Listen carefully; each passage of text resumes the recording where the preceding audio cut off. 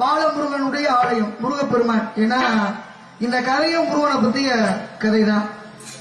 இப்ப எடுத்துக்கிட்டோம் அப்படின்னா பொதுவா நம்முடைய திண்டுக்கல் மாவட்டம் அப்படின்னு எடுத்துக்கிட்டோம்னா அதுக்கு நிறைய பெருமைகள், நிறைய பெருமையான இடங்கள், நிறைய வரலாறு மிகுந்த இடங்கள், நிறைய ஆன்மீகம் மிகுந்த இடங்கள், நிறைய இடையும் உண்டு.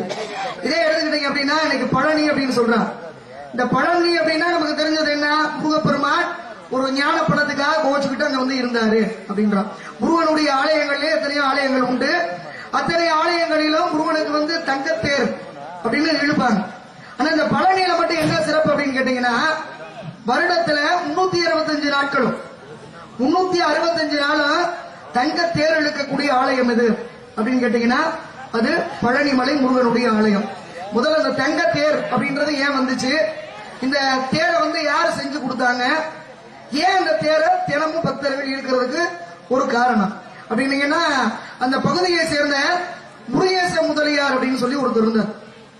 இந்த முருகேச முதலியார் என்ன பண்ணாரா, பெரிய கோடீஸ்வரன், ரொம்ப எல்லா செல்வங்களுமே இருக்கு, ஆனா குழந்தை கிடையாது. அப்ப குழந்தை இல்லாதனால அந்த பழனியில் வாழக்கூடிய சாது சுவாமிகள் அப்படின்னு ஒருத்தர் இருந்தார். அந்த சாது சுவாமிகளை பார்த்து, நீங்க தினமும் பழனி மலையில முருகனை வணங்கக்கூடியவர், இந்த முருகனுடைய அருளால எனக்கு ஒரு குழந்தை செல்வம் வேணும், அதனால எனக்கு எல்லா செல்வங்கள் இருந்தாலும் நான் எவ்வளவோ தான தர்மங்கள் செய்தாலும் எனக்கு குழந்தை இல்ல சாமி அப்படின்னு சொன்னார். உடனே இந்த சாது சாமி சொன்னாரா, அப்பா நீ இந்த பழனி மலைக்கு பாலாபிஷேகம் பண்ணுனார். இப்படி பழனி மலைக்கே பாலாபிஷேகம் பண்ண சொன்னார். பாலாபிஷேகம் பண்ண உன் ஜாதகத்துல குழந்தையே இல்லைனாலும் உனக்கு குழந்தை கிடைக்கும் அப்படின்னார். அதே மாதிரி அந்த மலைக்கே ஒரு பாலாபிஷேகம் பண்ணாரு. முருகனுடைய அருளால அடுத்த ஒரு வருடத்திற்குள்ள ஒரு ஆண் குழந்தை அவருக்கு பிறந்துச்சான்.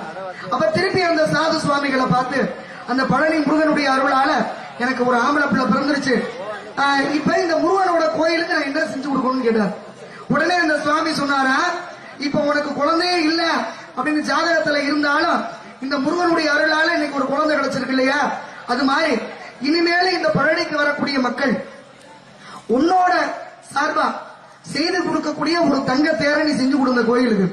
அந்த தங்க தேரை அந்த மக்கள் இந்த ஆலயத்தை சுத்தி அப்படி இழுத்து வரும்போது, சுவாமிகளுடைய சன்னதியை சுத்தி இழுத்து வரும்போது கிடைக்காத பொருள் உனக்கு எப்படி கிடைச்சிச்சோ அது மாதிரி அவங்களுக்கும் கிடைக்கட்டும் அப்படின்னு அந்த சாது சுவாமிகள் சொன்னதுனாலதான் இன்னைக்கு பழனியில மட்டும் வருடத்துல 365 நாட்களும் தேர் இழுக்கக்கூடிய ஒரு மிகப்பெரிய ஒரு விசேஷம் அங்க மட்டும் நடந்துகிட்டு இருக்கு.